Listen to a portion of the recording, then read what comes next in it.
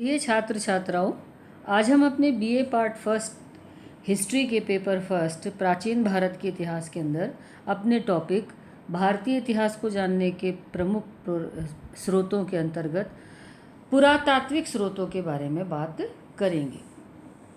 अभी तक हमने अपने पिछले लेक्चर में बात की थी कि क्योंकि भारत में लिखित इतिहास की परंपरा नहीं रही थी, इसलिए जिन मापदंडों पर यूरोपियंस के द्वारा और इतिहास या यूनानियों के द्वारा इतिहास लिखा गया था, उन मापदंडों के अनुसार भारत के इतिहास के लेखन के लिए स्रोतों की सहायता लेकर के भारत का इतिहास लेखन किया गया।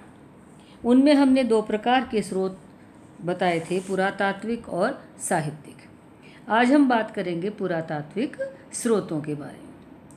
पुरातात्विक वे स्रोत हैं, वे अवशेष हैं जो उस पर्टिकुलर कालखंड में विद्यमान थे। अर्थात जिस कालखंड की हम बात कर रहे हैं, उसी कालखंड के जो हमें पुरावशेष या रियून्स हमें प्राप्त हुए हैं, उन्हें हम पुरातात्विक स्रोत कहते हैं। प्राचीन भारतीय इतिहास के लिए ये स्रोत सर्वाधिक प्रामाणिक हैं, क्योंकि ये उस कालखंड का इतिहास प्रस्तुत करते हैं। पुरातात्विक भौतिक अवशेषों के द्वारा अतीत का अध्ययन करने के लिए इतिहासवेत्ताओं को सटीकता के लिए वैज्ञानिक पद्धतियों की सहायता लेनी पड़ती है। इसका मतलब यह है कि जो भी पुरातात्विक भौतिक अवशेष मिलता है, वो कितना पुराना है, उसको जानने के लिए कुछ पद्धतियां हैं जिनके आधार पर उसका कालक्रम या उसकी प्राचीनता को बताने में सहायता मिलती है। अर्थात इसका उदाहरण हम इस रूप से लेते हैं कि जैसे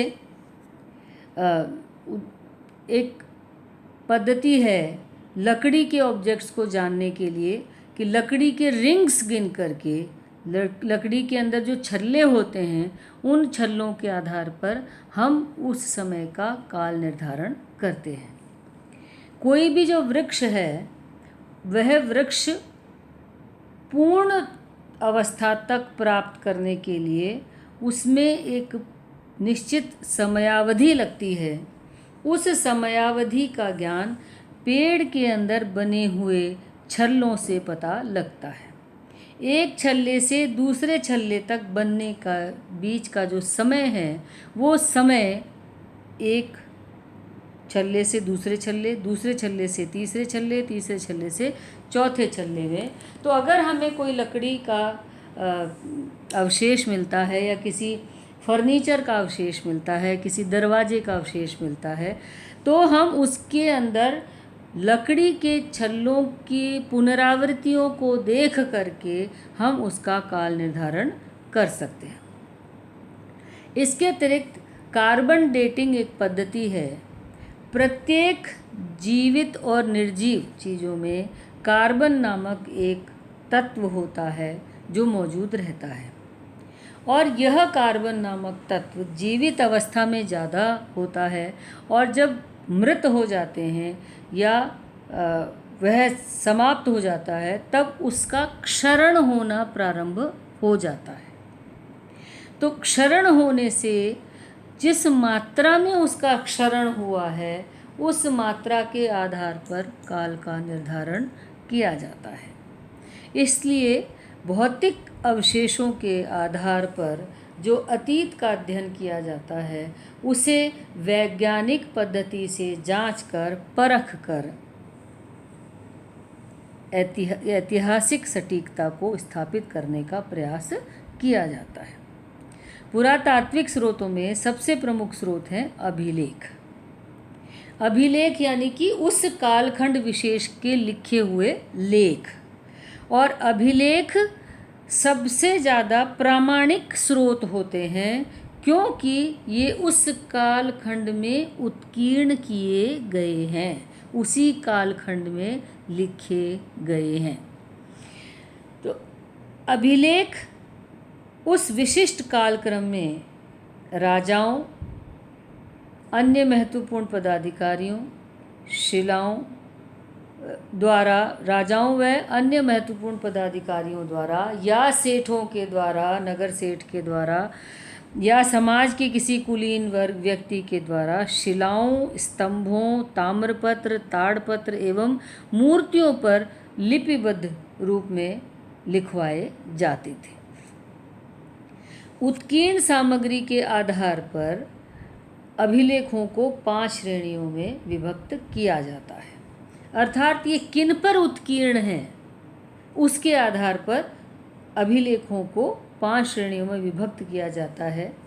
नंबर 1, शिलालेख, शिलाओं पर लिखे गए लेख। शिलाओं पर राजाज्ञा, प्रशस्ति, स्मरण पत्र अथवा दान उत्कीर्ण करवाना। दूसरा, स्तंभ लेख, पत्थर के छोटे व बड़े स्तंभों पर राजा की प्रशस्ति, स्मरण, दान अथवा स्मारक को उत्कीर्ण करवाना। ताम्रपत्र लेख, ताम्र पट्टिकाओं पर दान पत्र, प्रशस्ति पत्र अथवा स्मरण पत्र को उत्कीर्ण करवाना। ताड़पत्र लेख, ताड़ के पेड़ की छाल पर लेख उत्कीर्ण करवाना। और 5वां है मूर्ति लेख, मूर्ति के नीचे पट्टिका पर नाम अथवा काल उत्कीर्ण करवाना। इस प्रकार अभिलेख यानी लिखित उत्कीर्ण 5 चीज़ों पर मिलते हैं, शिलाओं पर, स्तंभों पर, ताम्रपत्रों पर, ताड़पत्रों पर और मूर्तियों पर। इन अभिलेखों से तात्कालिक सामाजिक, धार्मिक एवं राजनीतिक अवस्था की सटीक जानकारी मिलती है। साथ ही काल निर्धारण में भी इन अभिलेखों के माध्यम से हमें बहुत सहायता मिलती है। अभिलेख साहित्य के मुकाबले में प्रामाणिक होते हैं, क्योंकि साहित्य में बात अतिरंजनापूर्ण हो सकती है, तथ्यों की हेराफेरी हो सकती है, किंतु अभिलेखों में ना तो अतिरंजना हो सकती है, ना ही तथ्यों की हेराफेरी हो सकती है। सबसे पुराने अभिलेख अशोक के हैं, जो कि ब्राह्मी लिपि, खरोष्ठी लिपि तथा अरमाइक लिपि में लिपिबद्ध है। यानी उस समय ब्राह्मी लिपि चलती थी, खरोष्ठी लिपि चलती थी तथा कुछ अरमाइक भाषा में भी हमें जो अशोक के अभिलेख मिलते हैं। इनके अलावा नागरी लिपि, पाली, प्राकृत तथा क्षेत्रीय भाषाओं में भी हमें कई अभिलेख प्राप्त हुए हैं। इन अभिलेखों से हमें शासकों के बारे में, उनके शासनकाल के बारे में, उनके कालक्रम के बारे में, उनकी सामाजिक, धार्मिक व राजनीतिक अवस्थाओं के बारे में, उनके साम्राज्य विस्तार के बारे में, उनके वंश के बारे में महत्वपूर्ण जानकारियाँ प्राप्त होती हैं। अभिलेखों में प्रमुख अभिलेख हैं रुद्रदामन का जूनागढ़ लेख, मैसूर का शिलालेख, बिहार की बाराबर गुफा लेख, खारवेल का हाथी गुम्फा अभिलेख, मिलिंद का रेह अभिलेख, इलाहाबाद का स्तंभ लेख, गौतमी वल्लभी का नासिक अभिलेख, गिरनार शिलालेख, स्कंदगुप्त का भीतरी स्तंभ लेख, नागार्जुनी गुहा लेख, सातवाहन नरेशों का नासिक नानाघाट और करले का लेख। इस प्रकार के अभिलेख दान पत्र, स्मरण पत्र एवं मुद्राओं पर भी उपलब्ध हैं। इन अभिलेखों से भारत की तात्कालिक राजनीतिक, आर्थिक एवं सामाजिक दशा का स्पष्ट उल्लेख होता है।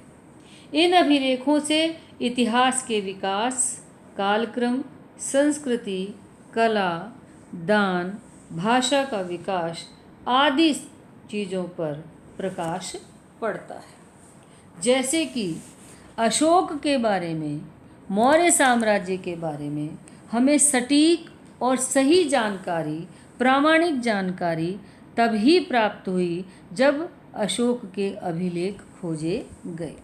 अशोक के अभिलेखों के माध्यम से हमें मौर्य साम्राज्य, अशोक तथा अशोक के धम्म के बारे में, उसके साम्राज्य के बारे में महत्वपूर्ण जानकारियाँ प्राप्त हुई।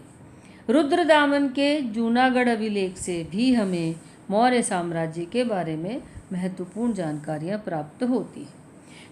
खारवेल के हाथी गुम्फा अभिलेख से ही हमें कलिंग के युद्ध के बारे में महत्वपूर्ण जानकारी प्राप्त हुई।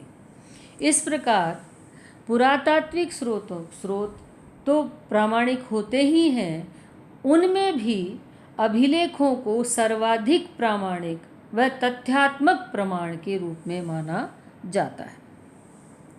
दूसरे नंबर पर आते हैं हमारे प्राचीन स्मारक।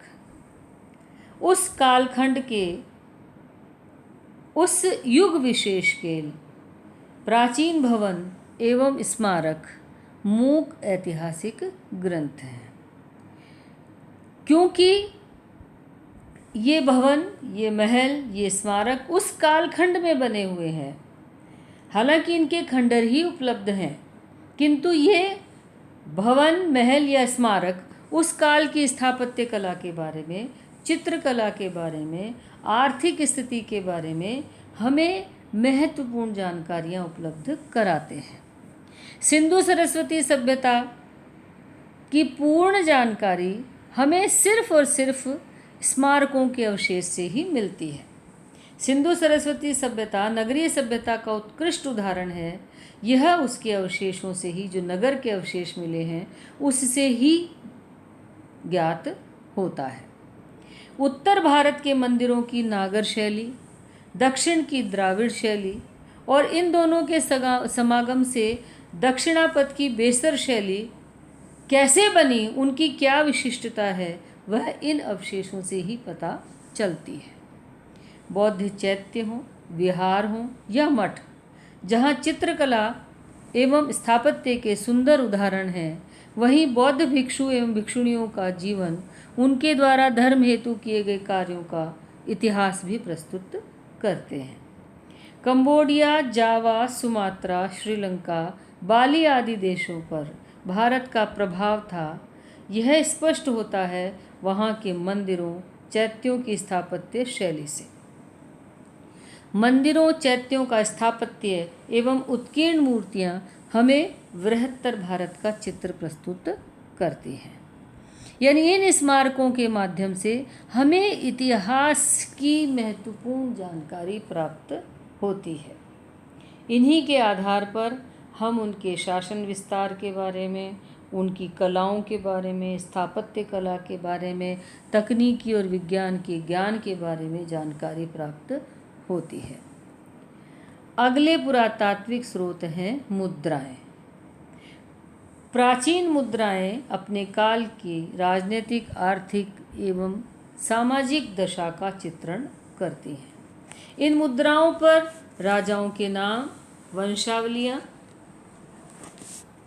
चित्रित होती हैं, जिसके कारण उनका कालक्रम, वे किस धर्म का पालन करते थे, उनके मनोरंजन के साधन क्या थे, यह सब मुद्राओं के माध्यम से पता चलता है।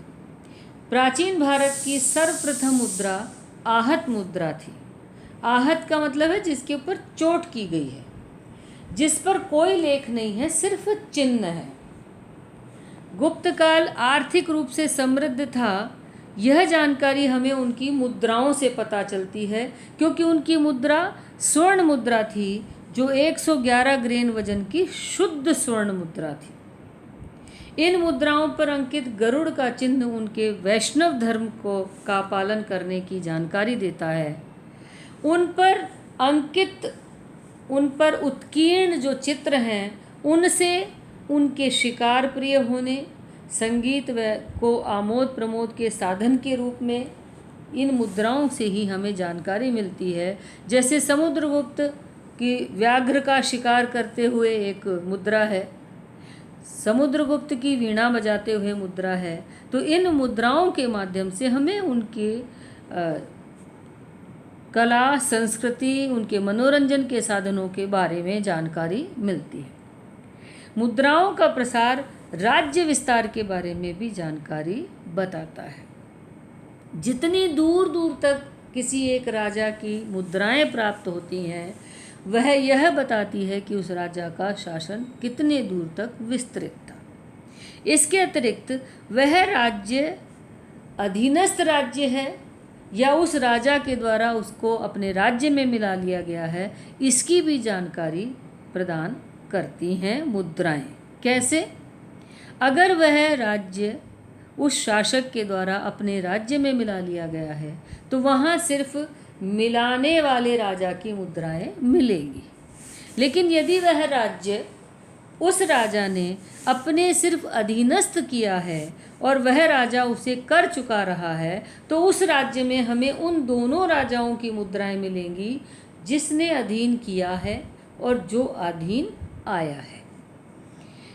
मुद्राओं में प्रयुक्त होने वाली धातु उस काल विशेष की आर्थिक स्थिति के बारे में जानकारी देती है। जैसे मौर्य काल की आर्थिक स्थिति बहुत अच्छी नहीं थी, क्योंकि उस समय ताम्र मुद्राओं का प्रयोग था।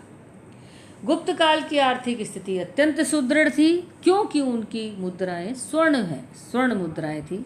किंतु गुप्त काल में भी अंत समय तक आते आते आर्थिक स्थिति कमज़ोर हो गई थी, क्योंकि स्वर्ण मुद्रा में मिलावट प्रारंभ हो गई थी। यूनानी, शक, कुषाण लोगों का कब तथा कहाँ तक राज्य था, इसकी स्थिति भी मुद्रा से ही तय होती है। मुद्राओं पर अंकित तिथियाँ तिथि क्रम को तिथिबद्ध करने में सहायता करती हैं। विभिन्न काल में प्राप्त मुद्राओं पर अंकित भाषा से हमें भाषा विकास की जानकारी मिलती है। यूनानी मुद्राओं पर खरोष्टी लिपि तथा पश्चिम भारत की मुद्राओं पर ब्राह्मी लिपि अंकित है। गुप्त काल में भाषा संस्कृत हो गई। मुद्राओं से धातु विज्ञान के विकास तथा कला प्रेता की भी जानकारी मिलती है कि किस प्रकार से धातु को गलाकर ढालकर इन मुद्राओं को बनाया जाता था, और जितने सुंदर मुद्रा उतनी ही उस शासन की कला प्रियता की जानकारी मिलती है। मुद्राओं के बाद अगले पुरातात्विक स्रोत हैं पुरावशेष। उस कालखंड